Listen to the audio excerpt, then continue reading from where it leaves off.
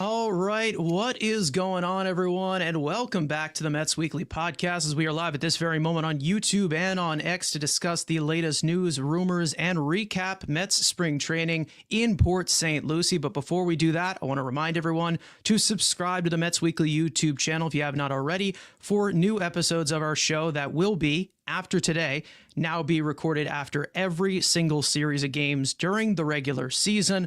For those of you watching or listening on playback, you want to join the conversation in the future, make sure to turn on your post notifications to know when we go live. For those of you in the live chat right now, we love reading your comments, your questions, your concerns, all of that great stuff. You feel like you're being ignored, you aren't. We're just going to be starred throughout the show. We'll try to pull up as many as we can to keep the flow of the conversation going. Make sure to follow Mets Weekly on X and on TikTok, future content over there. For our audio listeners, make sure to follow us on all of your favorite listening platforms to not miss the audio version of new episodes that go up at 9 a.m.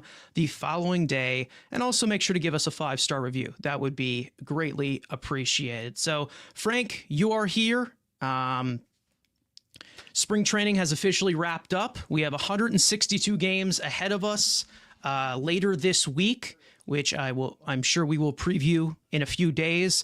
But it's great to have that little anxiety feel, that nervousness before games start. So do you have that type of feeling? Because I feel like we're gonna have a few days here where there's no baseball and we're just anticipating the fun to start in Houston this time. Yes, no, I mean, like you said, now is the time to really, these games count. It's time to overreact. So when I see things that I don't like, I can actually flip out and I can't say, oh, it's just spring training. Got to stay calm. So now we get to do our overreactions. The fun part begins. So I'm excited for it. Yeah, and there's tons to unpack before we even get into those games. And Frank, today we have a very special guest to help us do that as well. You may recognize him as the Mets main reporter and publisher for SportsIllustrated.com, or for his many various appearances on major network TV networks such as New York 1, CBS 2, NBC4, Fox 5, and Pix 11. You can also catch him as a reoccurring guest on ESPN New York 880 and WFAN Sports Radio 101.9. Please help us welcome the one and only Pat Ragazzo. Pat, welcome to the show. Great to have you on here to talk some Mets. I know that at one point you were notified as our guest with 2 G's in your name. I apologize for that. So now that we got everything spelled properly, welcome to the show. Great to have you on. Well, thanks, Carson. Thanks, Frank. I'm glad to be here. And yeah, 1 G or 2 G's and 1 Z, but it's actually the other way around. But that's okay. It's not the first time someone's done that. So glad to be here and chop it up with you guys. Yep. So 2 things for everybody in here before we get started. I want to let you guys know that if you have a question for Mr. Ragazzo here, leave it in the chat. We'll be sure to star it throughout the stream, and we'll be able to answer a few of those questions towards the end. So we have about a half hour here. And also, as well, I want to let you guys know to like the stream as well, because we don't say that enough.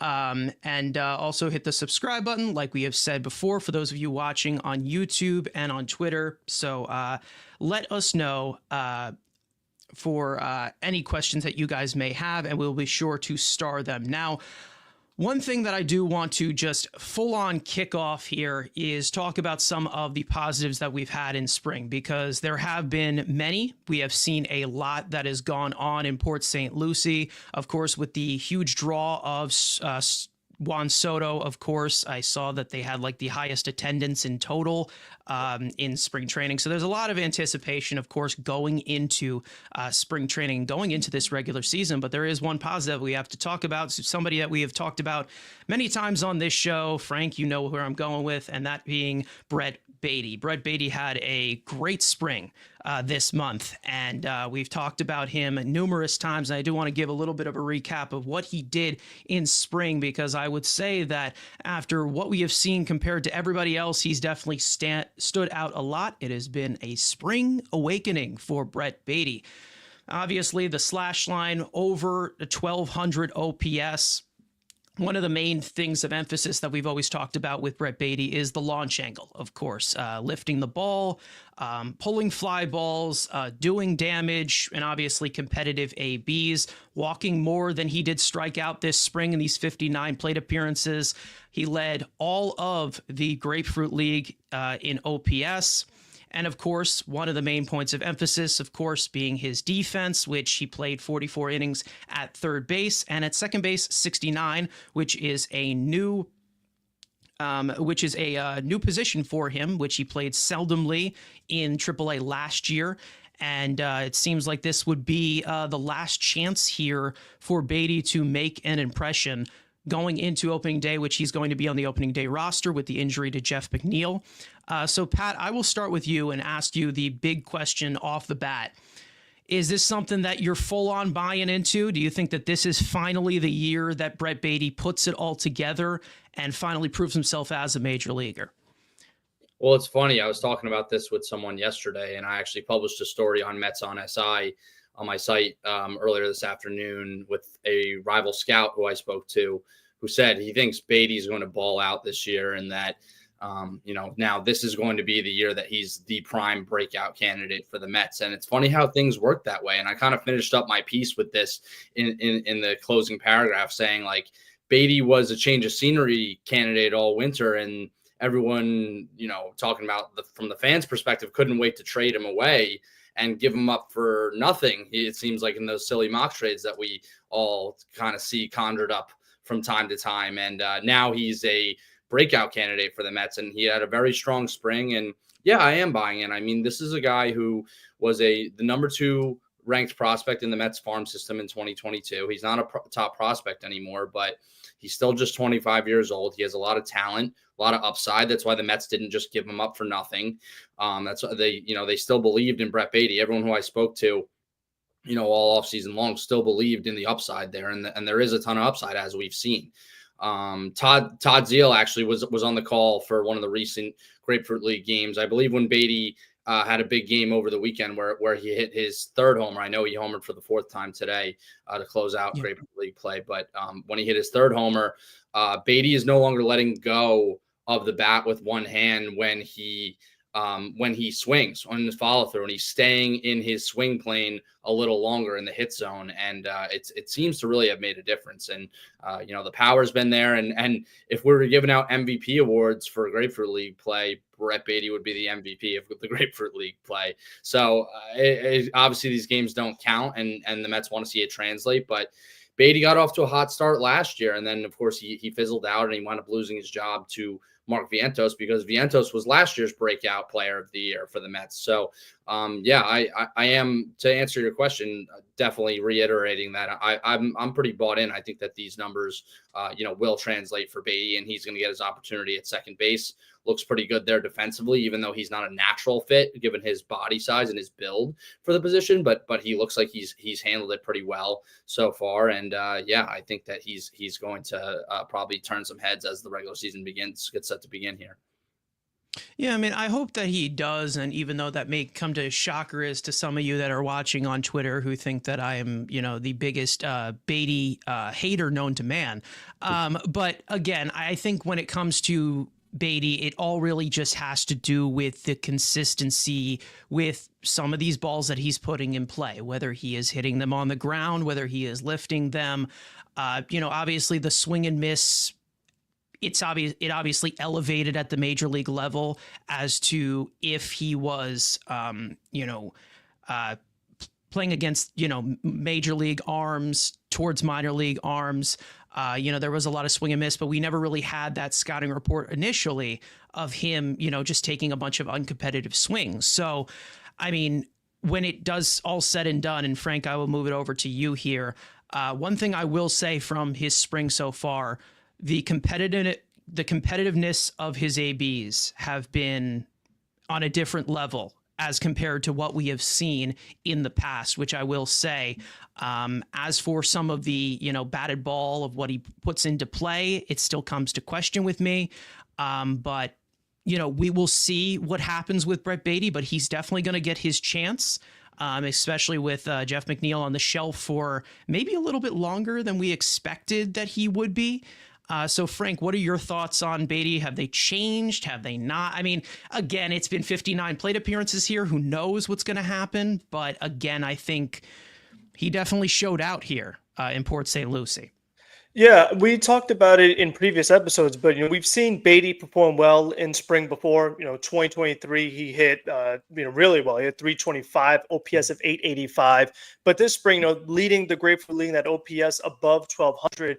That's because of the more extra base hits he's getting, a lot more doubles. We saw the 4 home runs and those adjustments that he's made. And you really saw in today's home run, you see both hands on the ball, and you really feel like he's using his hands to kind of guide it and really drive the ball out there, and it goes right over the wall. And they were saying on the broadcast they thought it was going to be a double, but it ended up carrying out. So it has been very nice to see. He was, like Pat said, a top 50 prospect for a reason, one of the higher third base prospects. I mean, we saw talent in there. It was just that consistency that we were still waiting on. But what I wanted to move on to was in your piece today, Pat, talking about Brett Baty, the rival scout, talked about the open-mindedness of the current front office as the kind of player that would have blossomed for Stearns when he was in Milwaukee. And in the past on this show, we've talked about how we feel that the Mets have had just so many changes in the front office, different GMs, presence of baseball operations. And a lot of times, if they did not draft a player, they would just move on from him. We would say on this show, it's a Brody guy. They got to make sure they get him out of the organization.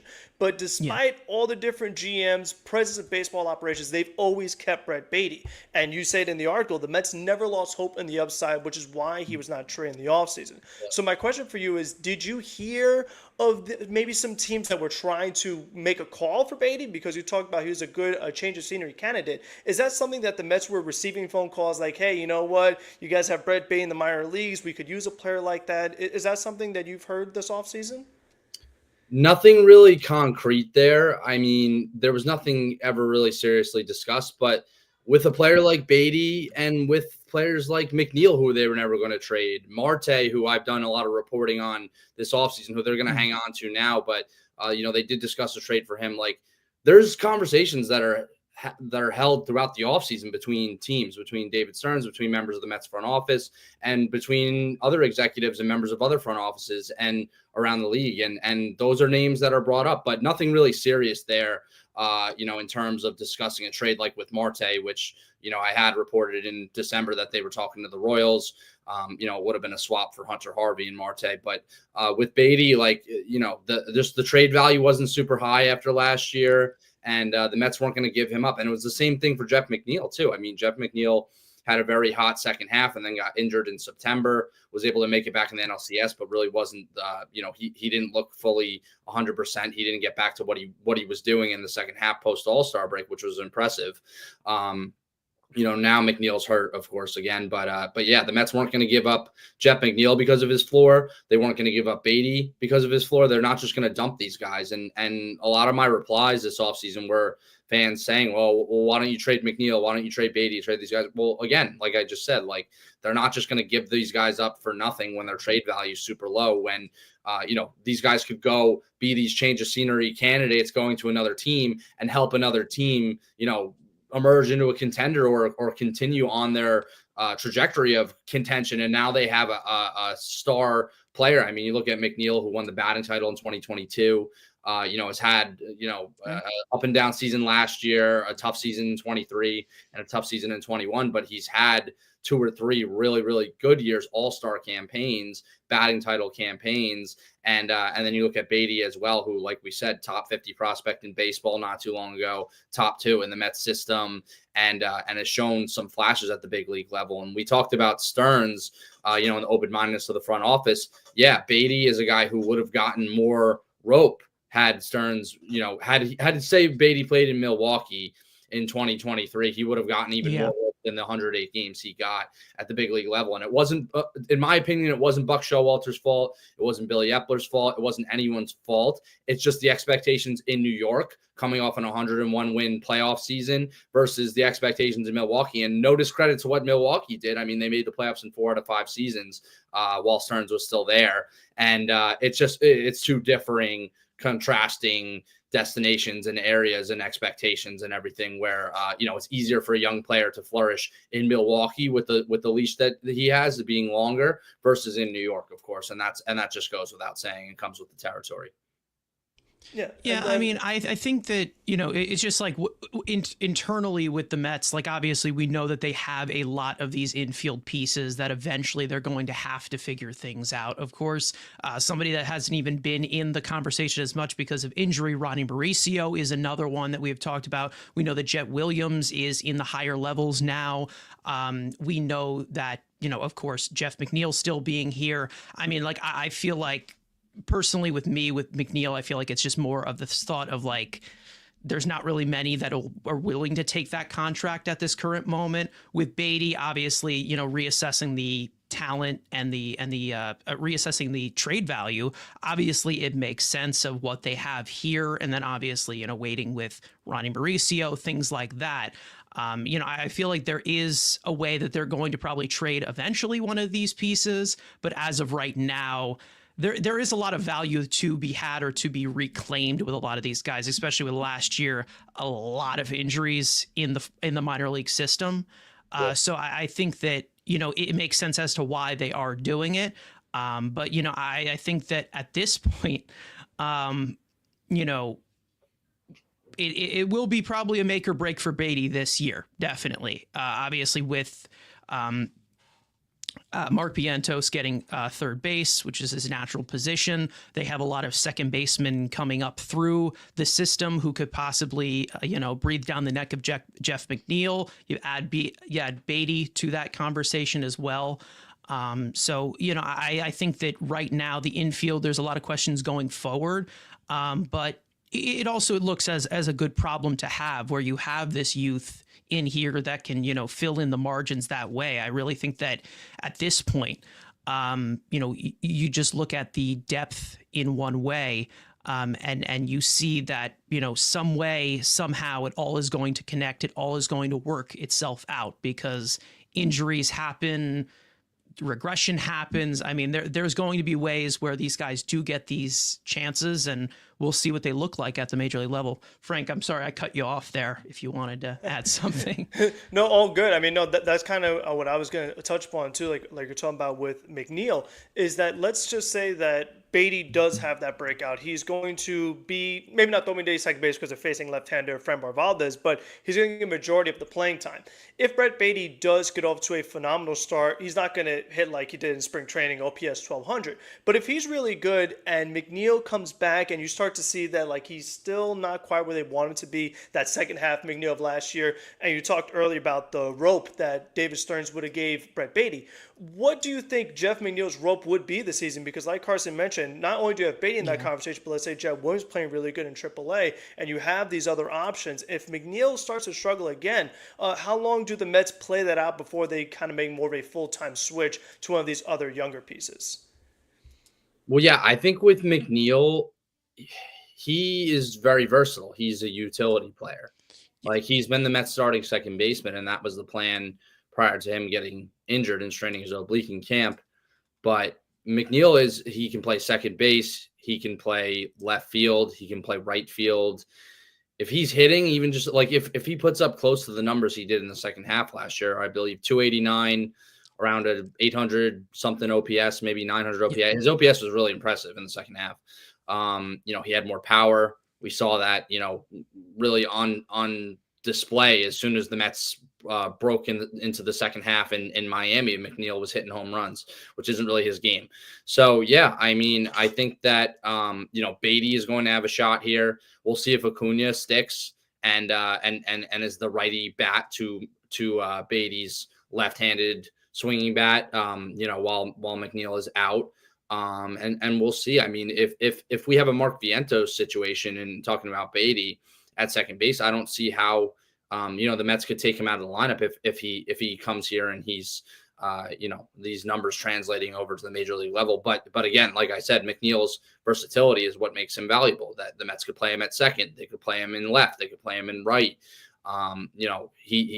Mendoza even mentioned him as a backup shortstop option. Like, is he a guy who can give the Mets a couple innings and finish a game at shortstop if they ever needed him to, behind Lindor, who's the Iron Man at the position. Really never, even when he had the flu last year, the flu game, he still started the next day. Like, he just didn't make it through that game. And then he hit the walk-off, of course. So, I think that McNeil, there's going to be a spot on this team for him, given his versatility.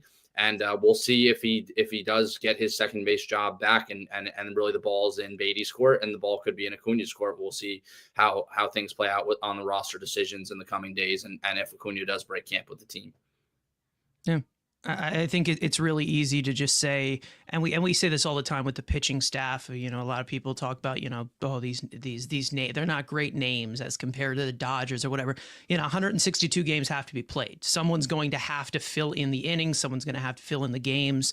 And we'll see how they kind of, sprinkle that out. And I do want to talk about who will be playing or be available for playing those first slate of games. And that being, of course, the opening day roster, which has not really been completely figured out, but we do have a decent picture of it. And I want to talk about and pull it up here of what it looks like, because at this current moment, we do have a few injuries that have kind of skewered it from what we kind of expected before spring training starts. Obviously, with Jeff McNeil on the injured list, like we said, Frankie Montas going down, Francisco Alvarez will miss a chunk of the beginning of the season, and then Sean Manaea is a little bit far behind with the oblique injury.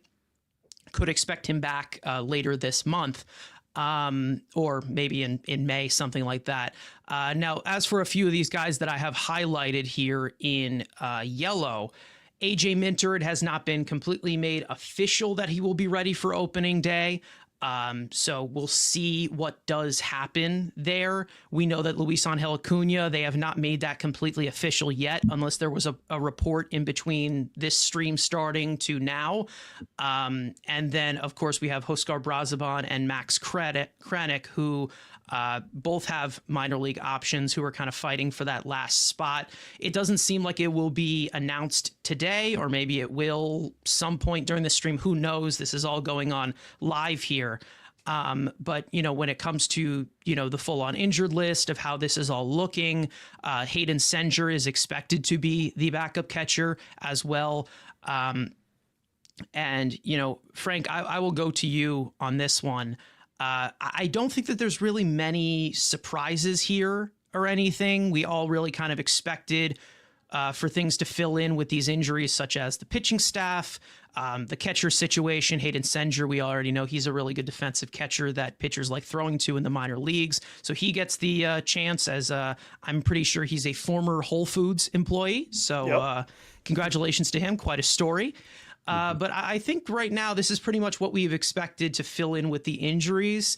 And, one point of emphasis that David Stearns did make, he said, this is a roster for just one day. This is a one-day roster, so changes could be made, and we've seen him make changes before. So I don't think there's really much to come to shock here.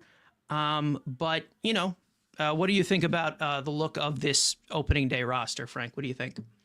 Like you said, with how many injuries there are, there's not really many surprises. The only thing that kind of stinks is still with Daniel Nunez still working his way back. He starts the season in the minor leagues, where if he's fully healthy, I mean, he's got to be in that bullpen. He's just been great every time we've seen him on the mound. Even in spring training, while he's still working his way back, velocity's still up. He's still getting the job done for the most part. So he's someone that we will see on this roster hopefully soon. And then, like you said, the other big one is Minter. Kind of decide what they do there. He wasn't great today either. So then you're down to Brazoban and Kranick. And Kranick, they both pitch well today, Kranick and Brazoban. And I really like what I've seen from Kranick, especially because I kind of lean towards the younger guys, seeing what can this player be. When you have someone in Brazoban, 35, a lot of walks once he got some METS after success in Miami. So I want to see Kranick get a shot. And then as far as Acuna, we touched on, maybe start with a platoon. Maybe he wins the job. Maybe he becomes more of a utility player since he has the reps at shortstop. We didn't really get to touch on it, but Brett Baty, they talked about maybe getting some reps at shortstop. Still hasn't quite happened yet. So Acuna right now would still be that main other option if, like we said, Lindor's back, flu, anything ever happened, he would be your other guy. And also pinch runner. You have other guys here. Tyrone Taylor could also fill in that role as well.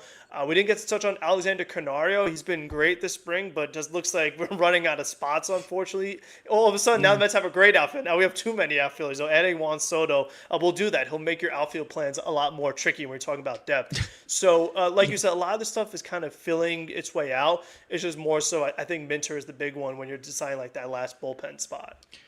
Yeah, and speaking of Minter, I will go to you, Pat, directly on this one. This was a question that we had from D earlier on.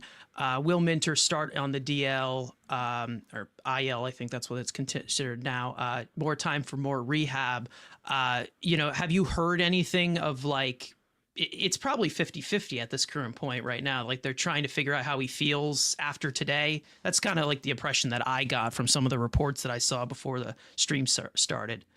Yeah, with Minter, I mean, I haven't heard anything to this point, but look at where we are right now in the year. I mean, it's a very long season. He's a guy who they're going to need healthy for the bulk of the season and for the stretch run, of course. So there's no point in pushing him. I mean, if he's healthy, they're going to have him in the major league bullpen. I mean, I would say, like, if you're reading like tea leaves or anything, or looking at hints, I mean, Danny Young making the opening day roster in that bullpen, like that gives you insurance there with having a lefty in the bullpen, whether Minter's ready or not.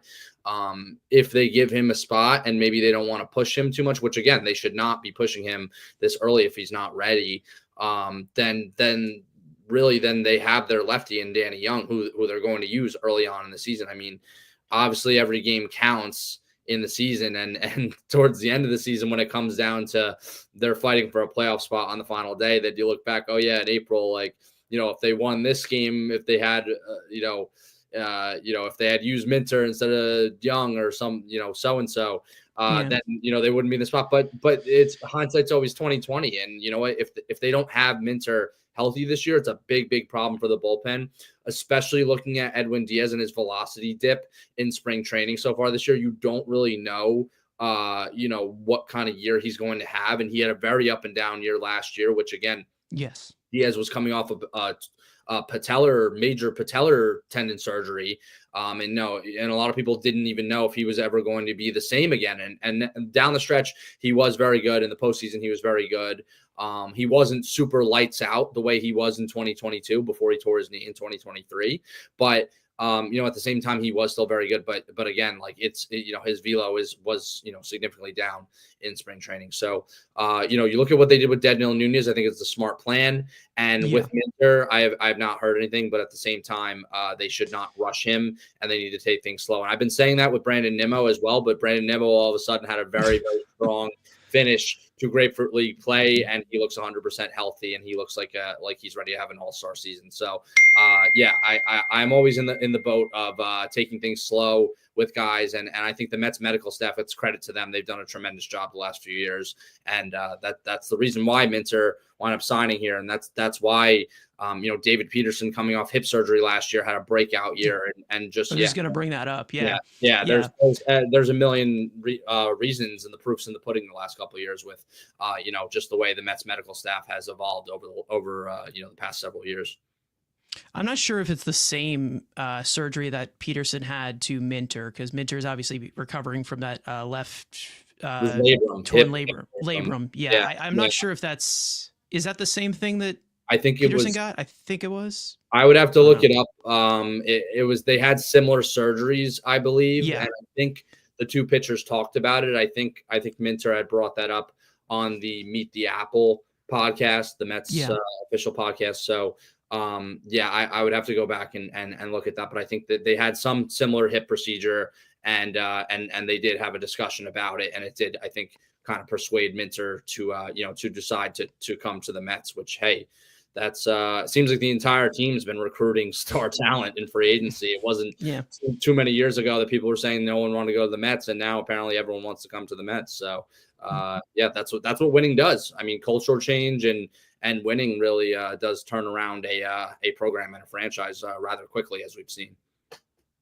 Yeah, that's one thing that I will attest to as to, with the left-handed reliever type of thing. We've seen the Mets kind of go in and out of a lot of these guys year by year. There's been kind of not really a lack, but like the depth chart has definitely been spotty at times. We know that Danny Young has had his blow-ups at some points where he's making the opening day roster. We've made jokes on this show before, Frank, about the Sean Gilmartin versus Bryce Harper. It's like, don't bring this guy in just because he throws left-handed. Like let's give like if you have the depth of talent and you have guys who can get guys out and pitch to right-handers and left-handers like Minter can, it's going to be really, really important for him to stay healthy. Now, Pat, do you have time for one more question, which is basically just like that final debate, of course, of my guy Matt here from Mets Central. Obviously the great spring that Max Kranick has had. It's obviously clear that he said it's obviously clear he should get the final spot over Brazoban, especially since he has better control of the strike zone. We know that both of them have been said that they can go multiple innings in a stretch. We know that that's like kind of like the final thing. They both have minor league options left. Would you go with Kranick over Brazoban in this stage? They both have had actually really good springs. It's just Kranick has been, insane. That walk to strikeout ratio is insane for what he's been doing this month.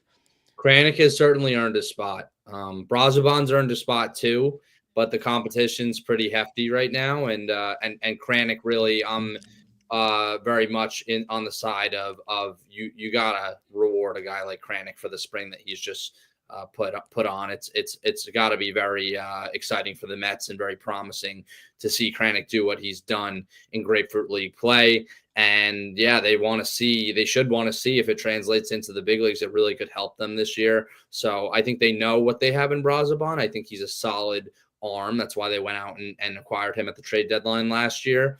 The Mets have kind of tweaked and tinkered with him a little bit. And the spring, again, another promising sign is that Brazoban had a really good spring. He did struggle a little bit after they acquired him last year, but they really should see, I believe they should see what they have in Kranick at the big league level, and that the spots should go to him in the bullpen. Yeah, definitely. We know that he's a big Mets fan growing up. And then there's quite a story. He got injured last year. He was on our postseason roster, didn't really pitch much, but we didn't get to see what he was made of. I think he was doing well in spring last year, and then he got hurt. So we'll see what he can do for us. Obviously, when it comes to him as an arm, I think that.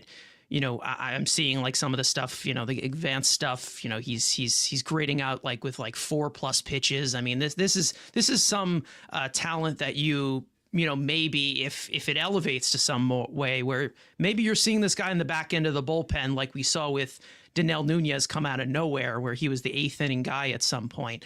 All right. So, Pat, thank you for joining us. Of course, if there's anything else you want to plug or let us know, anything that you're doing in the future, let the live chat know.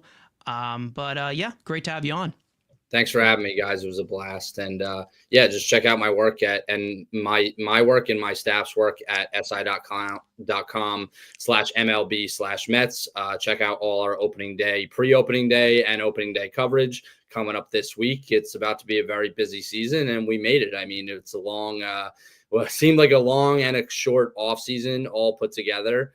Carlos Mendoza and I had spoke to him when I was at camp in February, and we both asked each other, "Are you ready?" I asked him, "Are you ready for year 2?" He said, "Yeah, of course." He said, "Are you ready?" I said, "I don't know, kind of a fast turnaround from last year. We had a 8.5-month season, but now after the dog days of spring training at the Grapefruit League, I think I'm ready for opening day now, and I'm ready for the season to start." So excited to do it, and I'm sure we'll be talking more.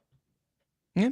I think that, at the pace of how that offseason went, it was pretty slow, I'd say, in terms of news. We had some spikes in there. So I think we're all ready to get some games going. So, Frank, if there's anything you want to last chance say hi or goodbye, I don't even know. I'm just rambling at this point.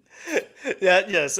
We were really hoping for the Marte trade because we've been talking about it on the show constantly. We are like, oh, Pat, we were talking about this. Like you had mentioned December. Like we were saying in the offseason, like, and our other coach, Andrew, he's from Missouri. So he's like, oh, Kansas City, that's a perfect fit. And then like, we said, oh, Pat said, like, maybe this could have happened. And we were like so upset. We are like, dang, we wish that one went through. So, but, Yeah. that's just kind of, but maybe it works out well. I mean, maybe he turns out to have a good season. He's finally hit a home run. I mean, I've been talking about since, like, didn't Yeah. have one since June. He finally hit one the other day. So, but Yeah. we always look forward to seeing, like, latest stories. But Iglesias, same thing. We're like, oh my gosh, maybe the Mets bring him back, but Thank we'll you. see what Yeah, happens. I appreciate it. I will say about Marte, he's got a lot of value in the clubhouse and on the field. Oh yeah, we know he does. Oh yeah, He's a veteran leader. And hey, he produced in a part-time role when he came back from his knee injury in late August. He did produce in that part-time role. That's what they envision him. Yes, he's making about $20 million this year, and that's not necessarily good usage of a roster, but the Mets don't have any really payroll constraints. And, they have Steve Cohen and it's the New York Mets and they have that budget. So Carlos Mendoza, I'll mention him again. He was a big advocate in wanting to keep Marte. Marte really, really wanted to stay. He doesn't want to go anywhere else. This is the last year of his deal. He wants to stay with this Mets team, and they all have the feeling that they have a chance to do something here. That's why guys like Jesse Winker came back, Sean Manaea, Pete Alonso. That's why Juan Soto came over here. Like, everybody in baseball saw what the Mets were like in May, where maybe they were scaring the Juan Sotos away. That was the narrative. Yeah. And then what they were able to do and accomplish and 2 wins shy of the World Series after they looked. We were talking about 2025 in around Memorial Day weekend and a little after that. I remember we were on this show. Oh yeah. I remember writing stories about who the Mets could target in free agency in 2025 in late May. So it really was a tale of 2 seasons last year. And I mean, the Mets, this is the most buzz, I would say, around this team in my 5 seasons of covering them. In terms of vibes in spring training, the first week, it's always like the first week of school, first day of school, when you're in that clubhouse in Port St. Lucie, when the official workouts begin. But this was the highest of vibes that I've been around. And 2022 was the only one that was kind of comparable here with in terms of vibes. But the Mets were coming off a pretty dysfunctional year in 2021, and 2022, they had a very talented team and spent a lot. So it was exciting. This is the first time that they've come off like a deep playoff run in my career that I've been around. And the excitement's there. And it's a lot of I know they didn't bring back Iglesias. They didn't bring back Quintana, but really it's a lot of the same face. They didn't bring back Severino either, but a lot of the same faces and veterans and chemistry. And, and now they have Juan Soto. So it should be a very interesting year, to say the least. Yeah. All right. So, Pat, we'll let you go. I'm sure there's plenty of work that you got. But thank you for joining us. And for those of you in here, his links are all in the description, including for his sportsillustrated.com. Follow him on Twitter. All those links are in the description in the YouTube as well. And you're also, I'm pretty sure, tagged on Twitter as well. So thanks for joining us. It's been a pleasure. And hopefully we can see you at some other point. Awesome. Sounds good, guys. Really was a pleasure. Love the graphics. And thanks for having me. Take care. Thank you for coming on. All right. So one more time, guys, make sure to go follow Pat. All of his links are in the description. As we're going to keep going, of course, because we can yap forever and go on forever. You guys know we go for hour 45, 2 hours, it happens, but we kind of had to shrink it into kind of a window there for Pat there. But other than that, Frank, I'm going to move it over to you with the injury report of what we have latest going on with this team. We have some updates that are good and some aren't great, so I'll move it over to you. I think you're muted. Okay, we got it now. Alrighty, so starting off with Sean Manaea. Mets starting pitcher is currently throwing from 90 feet as he continues to progress well and is on pace to return to the Mets starting rotation in mid to late April. The veteran southpaw will begin the 2025 season on the injury list due to a right oblique strain. Matt Allen, Mets pitching prospect, was up to 99 miles per hour on his fastball while pitching 2 innings on the backfields in Port St. Lucie on Tuesday afternoon. The 23-year-old right-hander is expected to begin the 2025 minor league season on time this year. Allen has not pitched in a game since August 31st, 2019, before undergoing 2 Tommy John surgeries, an internal brace procedure, and a nerve correction since then. Ronnie Mauricio, Mets prospect, will stay in Port St. Lucie this week as the Mets break camp for opening day. The 23-year-old infielder is not expected to begin the 2025 minor league season on time as he continues to recover from torn ACL surgery that he underwent back in December of 2023. Jeff McNeil, Mets second baseman, has yet to be cleared for baseball activities as he is still having symptoms from his mild oblique injury he was diagnosed with over a week ago. The former All-Star is not close to returning after the initial expectation that he missed 3 to 4 weeks before returning to big league game action. I will say, just to touch on one of these guys, Sean Manaea, I saw on YouTube, they had the workout video. He was pitching to Lindor, he was pitching to Vientos, so at least he's progressing. Yeah. I mean, we both talked about, like, they both have a right oblique injury. At least we're seeing Manaea progress. Meanwhile, that report, McNeil, not like I talked about this when the injuries came out. Obliques, not all of them are the same. They're tricky. You start to ramp up, they kind of flare up a little bit. So at least one of them is progressing well.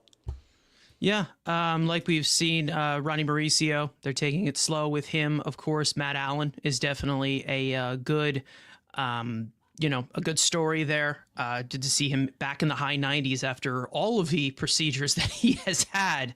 I think he's had like 4 in the last 5 years. I mean, it's been a long, long time for him. Brad's saying I can see Matt Allen being in this bullpen. It could happen down the line. I think that we're a few years away from him making his debut. It's all really about keeping him healthy this year. But I thought, because I'm Elmer Fudd, I saw some people in this chat talking about Steve Gelbs and his commentary and stuff like that. One thing I will say about Steve Gelbs, I do want to add here. So some people are, I think that he does a really good job at SNY, but play-by-play is just not his thing. I think that's pretty much, we know it's just not. One thing I will say about the booth, I do like Daniel Murphy as color commentary. I don't know about you, but I feel like he has a really good balance of the new school, old school type of thing that he can put in there. And I also heard him, he was talking about, singles kind of being obsolete if you're not a big, a fast base runner, and you're basically asking a guy to hit and do a double play with the amount of sinkers that guys throw. So it's like that type of adjustment stuff. I really do like him in the booth. Let's just say that. And it looks like Carlos is agreeing with me on that. So you never know. Like Gary, Keith, and Ron, they're getting up there. So maybe there's guys in the next generation that maybe we can put out there as future guys in that booth. Who knows? Yeah, I mean, when it comes to Gelbs, it's tough when you're trying to follow up from Gary Cohen because, like, we're used to something so great. So I feel like anything else we get is, like, almost not going to be satisfactory for us. And then for Keith and having Daniel Murphy, like, a lot of times with Keith, we talk about he's pretty much only the old school philosophy. So, like you said, having someone like Daniel Murphy as, like, a change of pace, just talk about some other things, some newer hitting approaches, that is nice to have as well. And he has a little more connection to the Mets because he was a much more recent player than Keith Hernandez, obviously. Yeah, I mean, we'll see, how that all evens out, of course. I'd love to see, kind of like that bounce off of Murphy and Keith maybe in one booth. I think that they're like the Nationals series. They said like they're going to be covering it or something like that. So we'll see how that works out. But other than that, I do want to get into another topic that is kind of, I don't know if it's taken a helium approach to the situation, because I had some other stuff planned for our show before this entire story comes out. Of course, we have to have some kind of, I'm not saying drama, but some kind of, I don't know, half and half type of thing with the Mets before opening day starts. It always seems like we can't just do a peaceful transition from spring to full-on regular season baseball. And we saw our leader Francisco Lindor, not officially named captain, but seen as the captain in that clubhouse, kind of give a little bit of a rundown of the situation with Luis Angel Acuna. As we all know, last year in AAA, he did not do really that well. Then he comes up here, plays about 13, 14 games, and automatically explodes when Francisco Lindor was injured and down for a little bit. It seemed like Lindor didn't even leave for a few games at that current moment, and he definitely, at that point, kind of rose to the occasion there. And I think we've talked about it before, or it's been hinted before, but we didn't really see that be just completely established out of the mouths of any of the players.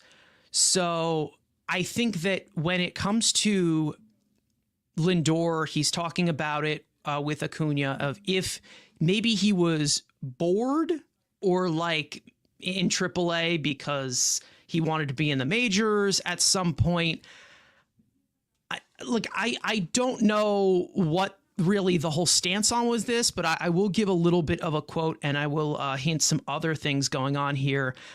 It seems like, in a soft way, in a polite way, that Lindor's kind of sending a message here. Maybe we're misconstruing it. Maybe we're seeing this in a different way. But as for his performance in the minors to the majors, Lindor went on to say that I think that he plays bored in spring training. If the lights come on, then he is good. Last year in the minors, he was bored probably. He doesn't get amped up for it. It's rare when you see elite big leaguers or good big leaguers dominate the minor leagues. They just get bored.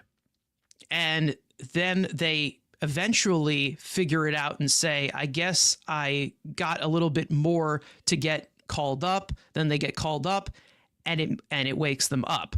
He acts like he doesn't care. And then when you act like you don't care, yeah, you're bored. He's not putting everything he's got into it. It doesn't feel like he's being challenged. Then after this entire situation unfolded, this entire quote that we got, of course, from Anthony DiComo, Joel Sherman of the New York Post says that the Mets have held off announcing an opening day roster in part because they're open to adding an righty infield bat, which almost certainly would lead Acuna to being sent to AAA. Now, we obviously have talked about the backup infielder situation throughout this entirety of spring. We know that Jose Iglesias was in that conversation. We expected, him being on a minor league deal. Some of us had our fingers crossed yesterday for a few hours that maybe he'd opt out and he'd come back or something.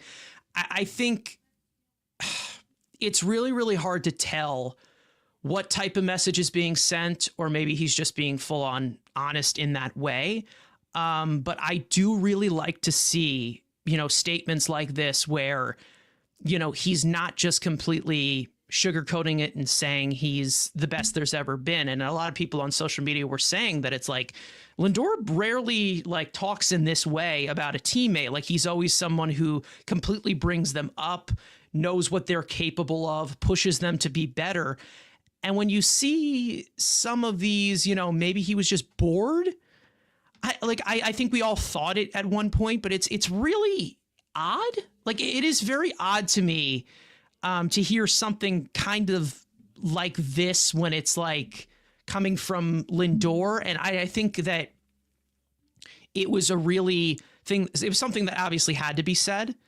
But at the same time, you're like, is there a message being sent here? Is it too much to be, are we reading too much into this? I don't know, but we'll see. I don't know. Frank, what were your thoughts on this? Because it was very weird. Let's just say that it was very weird timing too, before all of this really, really started. Yeah, I will say that I was surprised when I first heard Lindor say that, but Francisco did go on to say that he feels that Luis Angel Acuna has the ability to be a perennial all-star. So he Yeah. still is, like you said, in a sense, he still is talking about just how talented he is and like how much he believes in the player. But I do think that to have work ethic concerns or being bored at such a young age and not making it to the major leagues yet, that's not the greatest personality trait, I will say, when it comes to Yeah. a player. But it was pretty interesting when you look a little further into it because, I mean, if you remember when the Mets first traded for him, made the trade with Texas Rangers, Acuna was pretty high in the Texas Rangers farm system, got to Mets, he was high in our farm system. And then he got here in 2023 and he was doing very poorly. I mean, he had 243 in AA, OPS 622, only 2 home runs in 37 games. And, then the next year in AAA, he still wasn't that great, hitting 258. And we were seeing his prospect ranking drop as the season was progressing. And on this show, we were talking like, ooh, maybe Acuna is not all that great. Maybe the Mets should trade for someone else from Texas when they made that deal. And then he gets called up. We're like, oh, okay, they're going to call him up. Again, he hasn't really been great. But then he comes up here and he's phenomenal. And it's just very weird to be this much better in the major leagues than you are in AA because it's supposed to be, like Lindor said, a challenge, like much more difficult competition. It's been the opposite for Brett Baty and for Mark Vientos, where they were in AAA and they were out of this world. They come to major leagues. For Vientos, still good, but not the same level. Acuna, it was the total opposite. He became much better in the big leagues. So I think when I'm looking at a 37-game sample size in 2023 of 2 home runs in AA compared to 14 games in the major leagues of 3 home runs, that like you said, that's kind of weird. I mean, that is something that just doesn't commonly happen. So I do find it interesting, though, that like we've been talking about, if it wasn't for the McNeil injury, there was no guarantee that Acuna was going to make this team. So for him to be bored in spring training when he does not have a guaranteed job on the team is quite a tactic. I mean, because if you are David Stearns and you are Carlos Mendoza and you're watching Acuna not play all that great and you're seeing Baty do phenomenal, well, why would you be like, oh, well, he's not really trying? I mean, there's just something up there. Like, if a guy's just not trying, I mean, my concern that I would have long term is, let's say the Mets have a bad season, which they have had in the past. let's not forget that. If they do bad, what happens to Acuna? Does he just say, oh, you know what, we're kind of out of it, I'm just going to chill here? Yeah. I mean, he was great when the lights were bright as we were making the postseason There were push. things to lose, yeah. Yeah, like there was, I mean, this huge, like these massive games. So he was, fully trying his best. Is that always going to be the case? So I mean, listen, if you're talented enough to where you're like, oh, I'll just be great when I feel like being great. I mean, wow, what a problem to have. And listen, I know his brother is Ronald Acuna and what have you, but it's pretty interesting to me. And listen, we know the talent is there, but we'll see, because now he's in a platoon role. So and like we just had Pat Ragazzo on here a few minutes ago, he said the Mets are going to keep Jeff McNeil. As much as Carson might dislike McNeil, a lot of people have criticism of Jeff McNeil. Jeff McNeil is going to be here. He's in the mix. Yeah. If Brett Baty's playing well, again, where is the guaranteed job for Luis Angel Acuna? So when this regular season starts, if he wants to be on the team, he needs to try. He needs to not be bored, because if he's going to be bored and not giving his all, he's not going to be here. So, I mean, you better, like Lindor said, the players kind of figure out when to turn it on. I want to see it, turn on as soon as possible. Yeah, I mean, at some point, I mean, I'm not saying like there needs to be like some hints or whatever.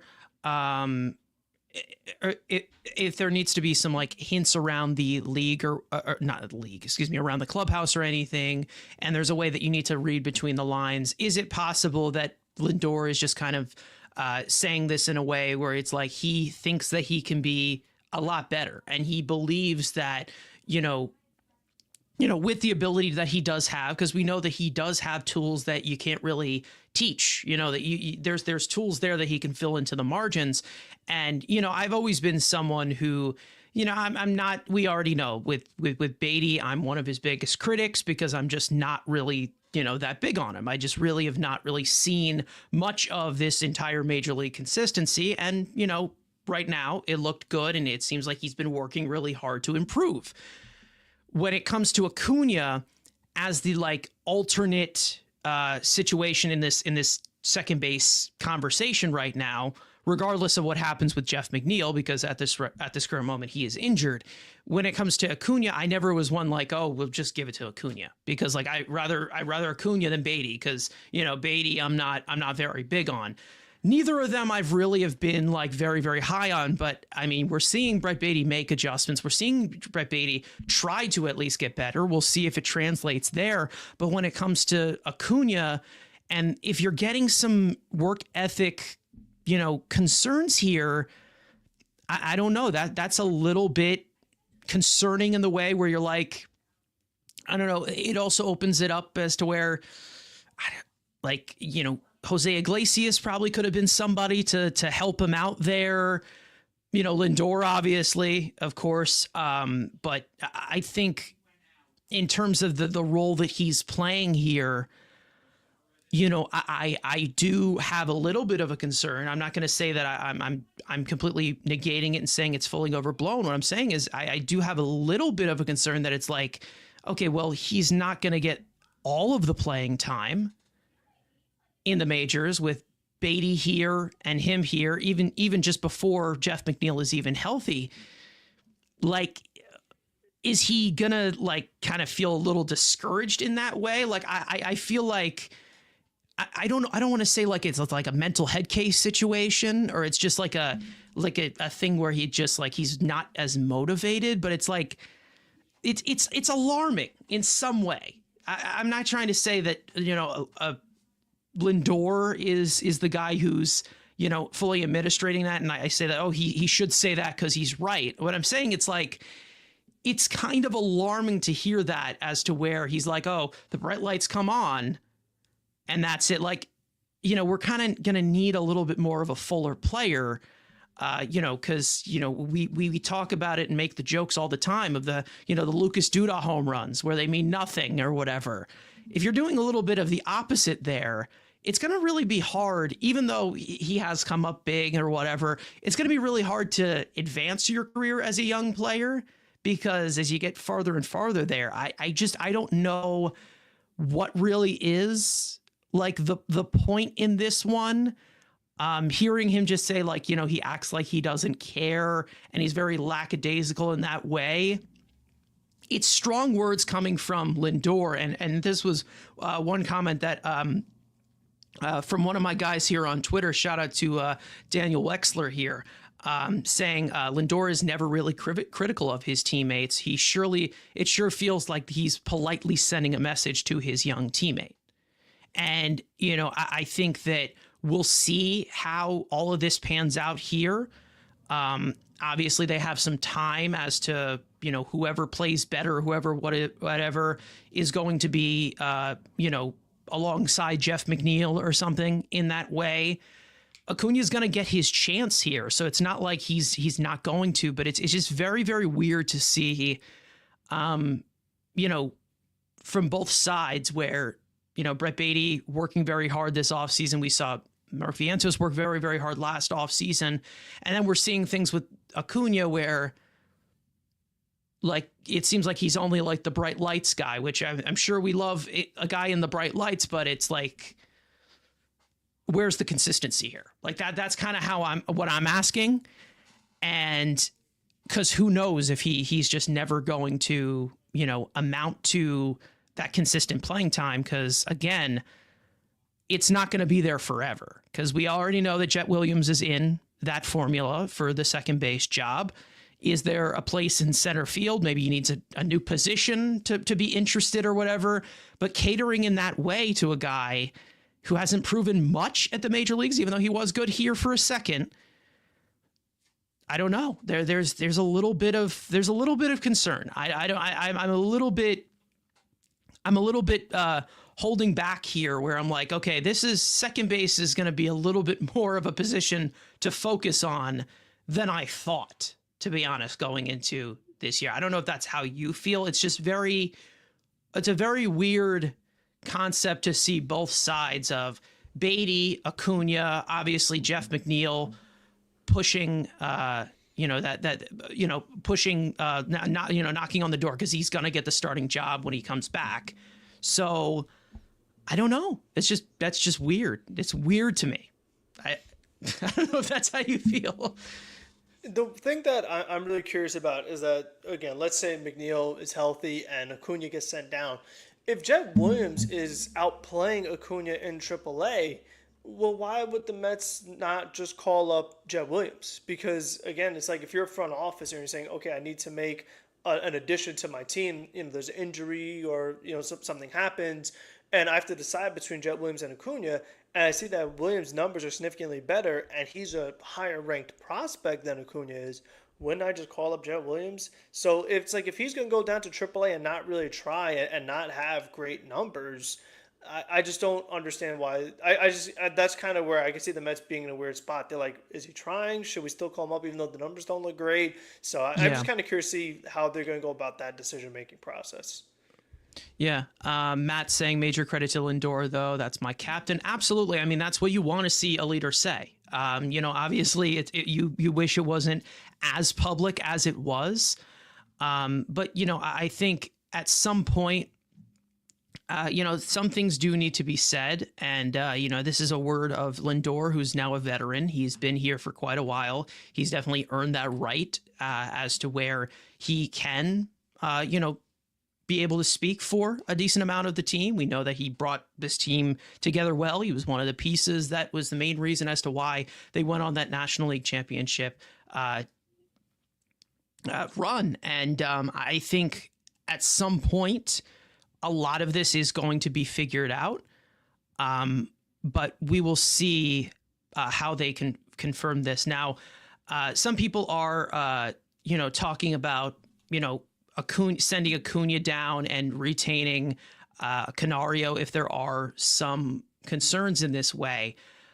I feel like that probably would be something that would be considered if McNeil was healthy, if McNeil was actually here. It's really hard because, again, if you were to bring up Canario for the opening day roster, who, listen, has had a good spring, no doubt about it, doesn't really have much experience here, and I feel like it's more coming from this recency bias of him hitting 2 home runs in that spring game yesterday. But if you were to bring up Canario, I'm pretty sure you would have 7 outfielders on the team, and then also you'd have no backup infielder. I mean, who would I guess Luis Torrens would be your backup infielder? like you have a depth chart that's going to be really uneven in that way. I saw some people, the DFA Taylor, even though he homered as well in that game, get rid of Marte, which we talked about with Pat. No one's really going to take that money. Again, they're kind of in this log jam where, like, right now they don't really have a spot for Canario, which kind of sucks because I do kind of want to see a little bit of it. But I think, with the lack of experience, it's not really something worth carrying 7 outfielders for. Because I think that right now the Mets have gone to a point where they don't need to have guys playing out of position anymore. Like, we're at a point where it just can't really be something that, these guys should be playing in their everyday positions. We're not in the era where Dom Smith has to play left field, or you have to put JD Davis in the outfield, or you have to put Lucas Duda in the outfield. Jesus Christ, we've done this so many times.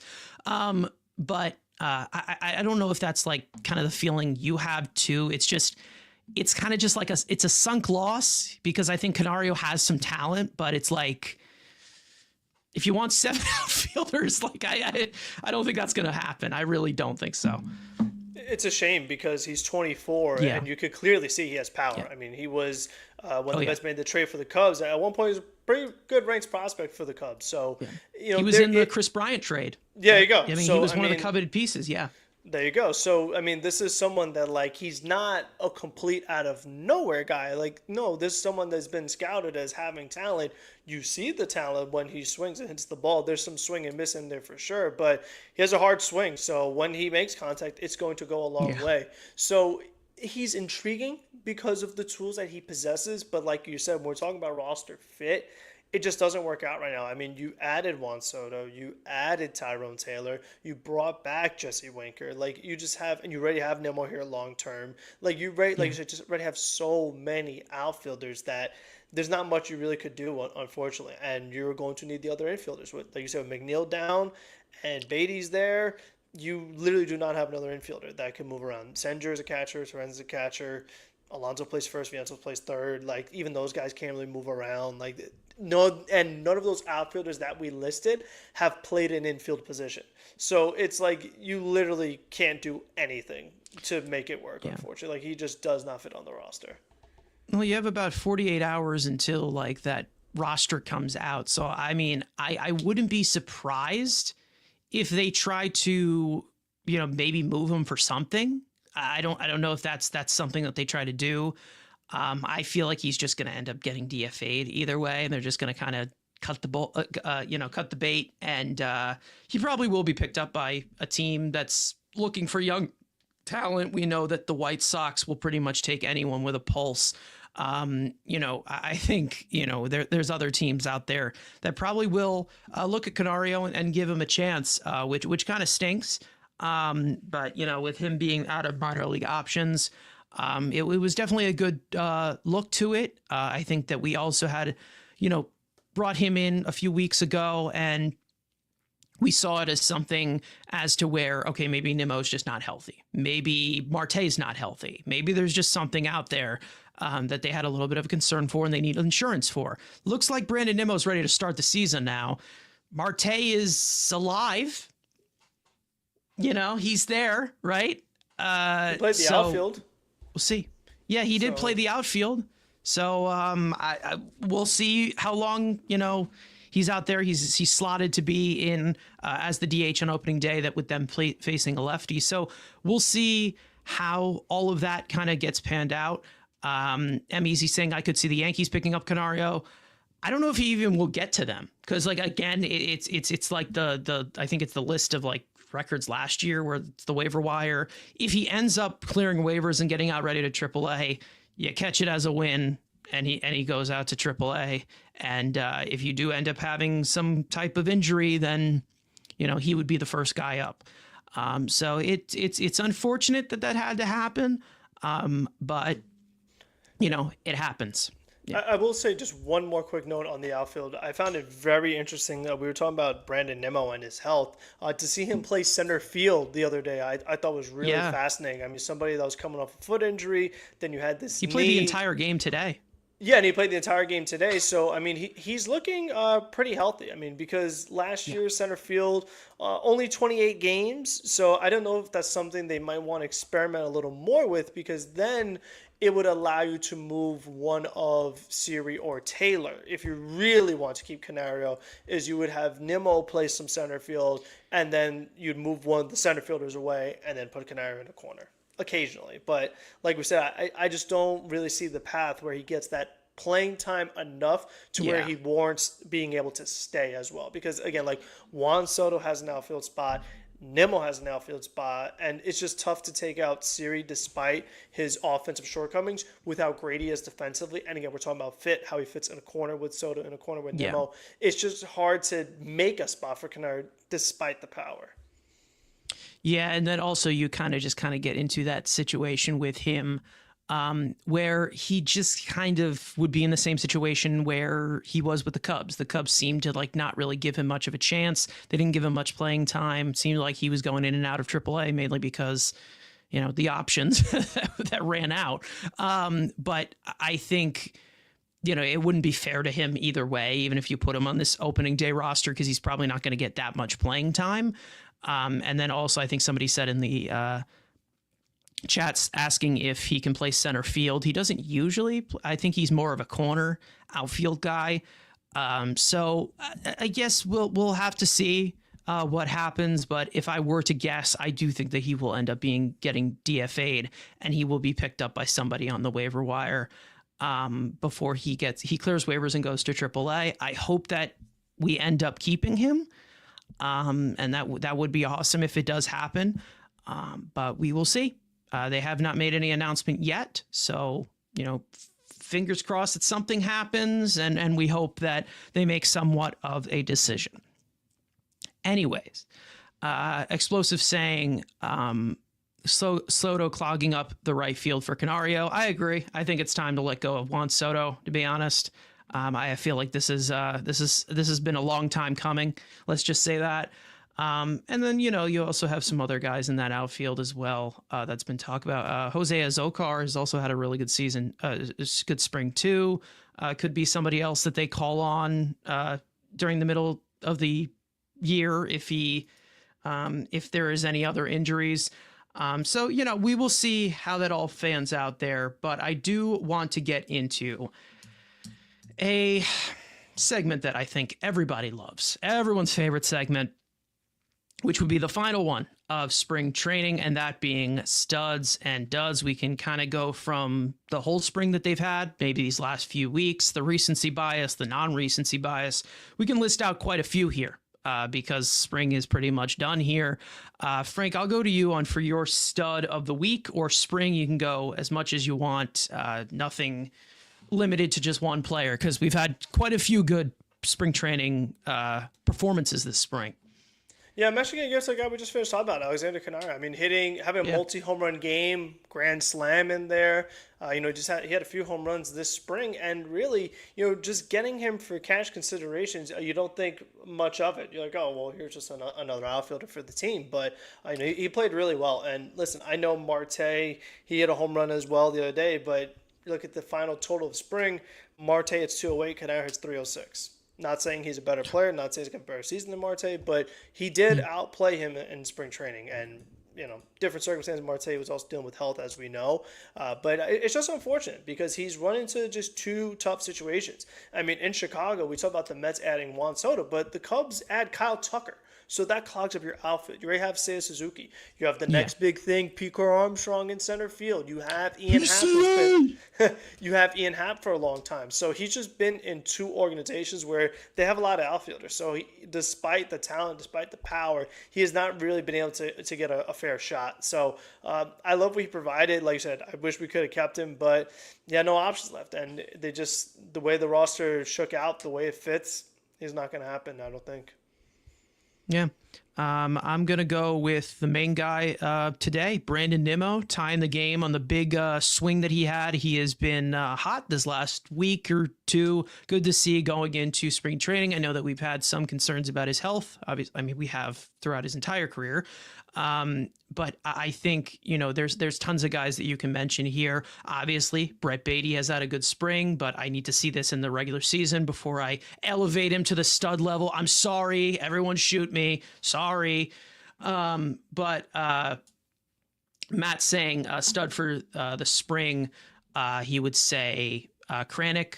Clay Holmes has had a great spring, of course. Jesse Winker has had a pretty solid spring as well. Griffin Canning is another one we can put out there. If there's anybody else in the stud category you want to throw out there this spring, because we've seen some really good performances. Let's just say that. A lot of guys have gotten the job done. Like you said, I mean, Baty's the big one. We've seen a few guys do pretty well. I mean, I feel like Hayden Senger, I mean, he actually has been better than I thought. He's hit some balls pretty hard. I think he's thrown out like 7 runners or something. Yeah, Luis Torrens has been good this spring, yes. With the bat especially. So we've seen a lot of guys play well for the most part. You didn't really have too many guys that didn't get the job done. So I think overall it was a good spring for a lot of people. Like we said, Brazaban, we talked about him earlier. He's been good, surprisingly. Mm-hmm. Griffin Canning really blew my expectations. Obviously Clay Holmes. Like a lot of guys have been really good, and not so much guys you expected as well. So that's been a big key too. It kind of sucks that we didn't get to see more of kind of the young guys such as Gilbert and Mauricio. Both of them did not play any spring games. And obviously Tong was great too. When we talk about Jonah Tong was really good. Ryan Clifford, of course, the big home run, getting the first team on all spring breakout, which is great. So, we'll see how, all this stuff forms out, but I think we can get to the dud category. There's been kind of a trend here, I'd say, throughout the month, which it's not like, I think we all can say Lindor has not had a great spring. I think we know he hasn't. Anything new? Not really. We've seen this happen so many times where he starts off slow. It seems like towards the end there, he started to get a little bit more comfortable, but we saw some rough ABs from him. Are we going to freak out about it in April? I'm sure there's going to be some WFAN calls about it. It happens. I mean, I'm not freaking out about it. We've seen this happen, I don't know, 4 times already. I mean, I feel like at one point it's all going to even out. If there's anybody else that you want to put out there, I know that we've talked about a few guys who've it's been rough for them. Yeah, I mean, I'll give it to one of the guys today. AJ Minter, he gives up the run, finishes with a 5.79 ERA. And again, maybe he's not healthy, but I do think that if he does make the opening day roster, you're basically saying he is healthy. And we have the expectations of high leverage reliever as one of our top guys, because we're not really going to throw Budo into that role. We're not sure what's going to happen with Reed Garrett. Even Stanek today, he wasn't great. I mean, it was a battle. He could not get through the first inning, the one inning they wanted him to pitch, because his command was kind of all over the place. So really you're hoping is Minter as the other guy to help out with Diaz in the back half of that bullpen. And finish with ERA around 6, not what you want to see. Again, will he make the opening day roster? Maybe. They said he was supposed to. They said everything's been okay. But I do wonder if after today they're like, maybe since we have good options in Kranick and Brosbaum, we can give them a shot while making sure Minter is 100%. Because when he is here, we're going to want him in a high leverage role. And you want him to be performing well in order to do that. Yeah, so Minter probably, if he does end up on the IL to start the year, just to, maybe he's just not ready. That means that Brosbaum and Kranick will probably both be on the opening day roster. So we'll see. Obviously, with him being left-handed, it kind of sprinkles out the situation there. But we'll see how all of that kind of pans out there. Diaz, we can put in there. It's been a little bit of a rough spring for him. I think at some point, it'll probably be a topic of discussion of, the velocity dip and things like that. We talked a little bit about that last week.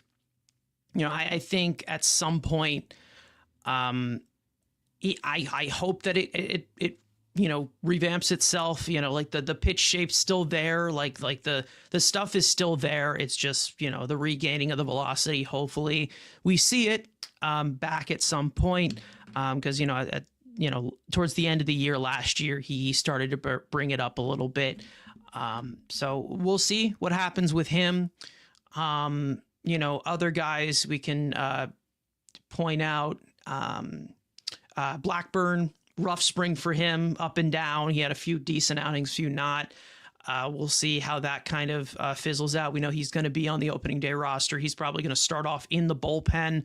We've seen times where I think there is a stretch in May or whatever where they have 13 straight days where they're going to be playing. So he'll probably make a start there if he is healthy. We know we have injury concerns with him. But, going into opening day, I'd say that a lot of things have been figured out. A few things have yet to be announced. But I think at some point, we will figure out what the identity of this team is. Obviously, the first impression, the first game will determine if the season is over or not, like we always do. A few other notes that I do want to add in here. Kodai Senga, they said he's going to be on a pitch limit to start off this year. Probably the main reason as to why is because they're going with a 5-man rotation to start off the year. But as we continue to get healthier and as they expand to a 6-man rotation in some way, because of course Senga used to that type of workload in Japan, it seems like the first few starts he's going to have, it's going to be like 75 to 80 pitch limit in some way. So hopefully we don't see that many walks and he can dazzle through you know, I don't know, 6 or 7 innings to start off the season, which is fine, of course. Like the home stretch is more of what we need these pitchers to perform in. And, you know, I feel like, you know, piecing together 162 games is a lot better than, you know, piecing together a fantasy team that we think will just do well because they have great players. You know, things are going to happen. So again, I'm okay with them doing things, you know, at that slow pace. I don't know if that's something that you agree with him. You know, it's been a while since we've seen him healthy, but I'm okay with it. If that's just to start off April, that's fine. Cause you know, getting into the swing of things, it's whatever.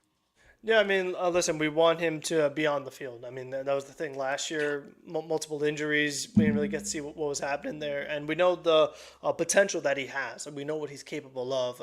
You know, he could be a big piece for them. So we need to keep him healthy, and like we said, hopefully Mania is not too far away. So you know, like we said, maybe with Senga, it's for a few weeks to a month. And then Mania comes in and things hopefully look a lot better. Him getting to work on that 6-day rotation.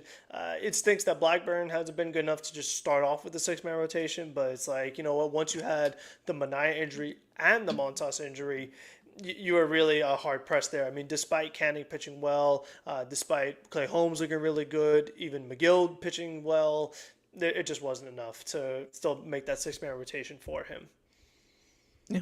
I mean, we'll see how they piece it together is pretty much everything, because they're going to need these innings no matter what. And it's not just going to be 5 guys pitching 200 innings. I mean, that's literally just not a reality anymore in this game. Another thing that I do want to point out, which is more of just like more of a miscellaneous thing here. Our guy Mark Canha, this is like the 4th time he has been traded in like the past 2 years. We obviously traded him to the Brewers. The Brewers trade him to the Tigers the last offseason. The Tigers trade him to the Giants. The Giants let him go, and he goes to Milwaukee, back to Milwaukee, and then Milwaukee trades him to the Royals. So I guess life of a big leaguer there, but he has been passed around for this past 2 years after I think he was in Oakland for quite a while. From the very beginning. So yeah, it was odd. It was odd to see that because he's really very, very weird.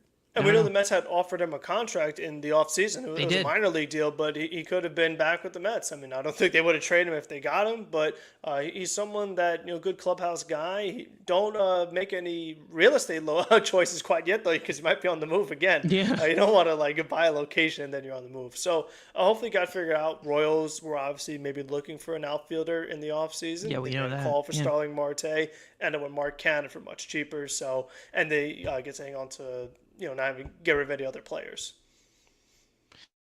I was just going to bring that up actually with them, like looking for outfield. They, you know, they had the interest in Starling Marte, so maybe Canha is more of the fit into that formula as well. We know he's a right-handed bat as well, so you know, you never know. You know, I think at this point, we're just ready for opening day. I think that, you know, we have had a very, very long off season, and obviously with the pace that it has gone. Now, as for the programming on here on our channel, we are going to be going live on Wednesday. Me and Andrew will be here to do a little bit of a preview for opening day. Frank will not be here for that, but that's probably the main reason as to why we are kind of cutting it short here. So we'll trying to split things up. And then, of course, we will be starting to go live following every single series. And how they kind of fit in between series is how they will be scheduled. Best way to know is following us on Twitter. We usually have an announcement if we do go live. But you can probably keep up with that schedule. Some streams are going to be different than others. I mean, last year, we had, what was it? We had the hurricane kind of make us stream like 4 times in 5 days towards the end of the season. I mean, there's some scheduling that makes it all go crazy. But we will see. what happens, going forward. I'm sure that we'll get a little bit more of a clear answer on the the 26-man roster that will be in the opening day roster in these next few days. So I'm sure we will be able to talk about some of that. Thank you to Pat Ragazzo for joining us for the first 30 to 40 minutes of this stream. Make sure, guys, to go follow him. All of his links are in the description. For those of you watching on YouTube and on Twitter, make sure to head over to our YouTube channel, subscribe, put on post notifications if you have not already, to not miss new episodes of this podcast that are now recorded live. Following every single series, we will have one more one more spring training-ish episode on Wednesday, and we will go on from there. And the regular season grind is now upon us, where after every 3 to 4 games, we will be live to give you guys coverage, and we will yap forever, yap your ear off, and hopefully you guys are in for it too. Frank, I will go to you for any final words that you want to put out there. Of course, the Mets Frankly post games will be back as well, following every single game. Make sure to follow us on all those social medias for that too. And I don't know if I'm missing anything, but yeah, all yours. Yeah, like you said, thank you to Pat Ragazzo for joining us. We really appreciate his time and insight. And the regular season starts, so it starts for all of us. The workload increases for everybody. The Mets are out there every day. We're going to be out there every day between Mets Frankly post games and the recap series and previewing series and all the fun stuff in between. So it's going to be another fun season. We're ready to get it done, and let's go Mets. Yeah. The grind does not stop for us here at Mets Weekly. We will always be here to talk New York Mets with you guys. But as for everybody in here right now, everybody watching, hope you enjoyed the conversation. Thank you guys so much for watching. For those of you listening on audio, make sure to subscribe. Hit the like button as well. It'd be greatly appreciated on your way out to not miss when we do go live. Turn on those post notifications. Make sure to follow Mets Weekly on X and on TikTok. Mainly features the Mets Frankly post game, which will be coming back during the regular season. Follow all of us individually, including our third co-host, Andrew, who's not here today, but we will be here on Wednesday. Guys, 162 games are ahead of us. It is a long season, a long journey. Starts once again 2025. And we have Juan Soto for it this time. So it should be a lot more fun, even more fun than it was last year, even though it was more fun like a roller coaster, not a fun, this is amazing. Very overwhelming last year. Let's try not to start off as slow as we did last year. Anyways, final message, of course. Let's go Mets, and we will see you guys next time.